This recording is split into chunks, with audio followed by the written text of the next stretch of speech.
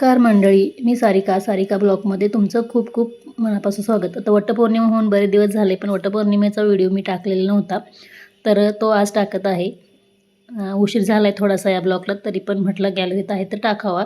वटपौर्णिमे दिवशी गजरे काय मिळाले नव्हते, त्यामुळे आमच्या अहोंनी असे मोगऱ्याचे गजरा आणला होता कळ्यांचा. आता तो गजरा कळ्यांचा असो किंवा फुलांचा असो, तो माझ्यासाठी खूप स्पेशल होता. जगातील सगळ्यात छान गिफ्ट हे माझ्यासाठी होतं, कारण गजरा आणलं हेच खूप महत्त्वाचं होतं. नंतर आम्ही सगळ्या मैत्रिणी आमच्या सोसायटीतल्या मिळून वडाला गेलो. इथे वडाची पूजा छान केलेली आहे. मी सकाळी लवकर उठून 9 वाजता माझ्या पोळ्यांचा स्वयंपाक झाला होता, त्यामुळे मी नैवेद्य देखील बनवले होते. ते देखील मी घेऊन गेले होते.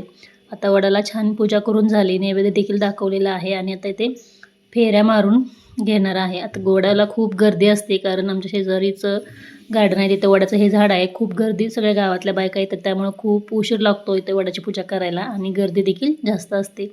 पटकन पूजा करून घेतली आम्ही सगळ्यांनी. इथे छान आता फेऱ्या मारून घेणार आहे. तर अशा सगळ्या माझ्या सोसायटीतल्या या मैत्रिणींनी छान वडाची पूजा करून इथे फेऱ्या मारून घेतल्या. नंतर आम्ही एका ठिकाणी बसलो आणि सगळ्यांनी मिळून छान एकमेकीला हळदी कुंकू लावलं. ओट्या देखील भरल्या. काही भागामध्ये आंबा आणि थोडंसं धान्य ओटीला घातलं जातं. आमच्या सोलापूर भागामध्ये असं काही ओटीला धान्य किंवा आंबा एखादा फळ दिलं जात नाही, फक्त हळदी कुंकू एकमेकांना लावलं जातं. पण नाही, सातारा, सांगली, कोल्हापूर या भागामध्ये ओटीला आंबा घातला जातो आणि थोडंसं तांदूळ किंवा गहू. तर तुमच्याही भागामध्ये ओटी भरली जाते का वटपौर्णिमे दिवशी, हे कमेंट करून नक्की सांगा.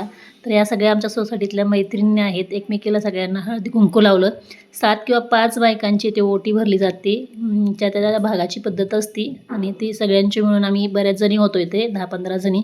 तरी प्रत्येकाने जणीने आपापल्या पद्धतीने वटपौर्णिमा साजरी केली आणि हळदी कुंकू लावून. तर ओटी भरून झाल्यानंतर आम्ही छान फोटोशूट केले. आता बायका वटपौर्णिमेला एकत्र आल्यानंतर बरेचसे फोटो काढत असतात, तसंच आम्हीसुद्धा फोटो काढले आठवण म्हणून. आम्ही जर त्यावेळी सगळे एकत्र मिळूनच वटपौर्णिमा, संक्रांत किंवा कोणतेही सण असले तरी आम्ही एकत्र मिळून जातो. बऱ्याचशा बायका आमच्यात एकत्र मिळून ही वटपौर्णिमा साजरी करतो. तर अशा प्रकारे आजचा ब्लॉग झालेला आहे.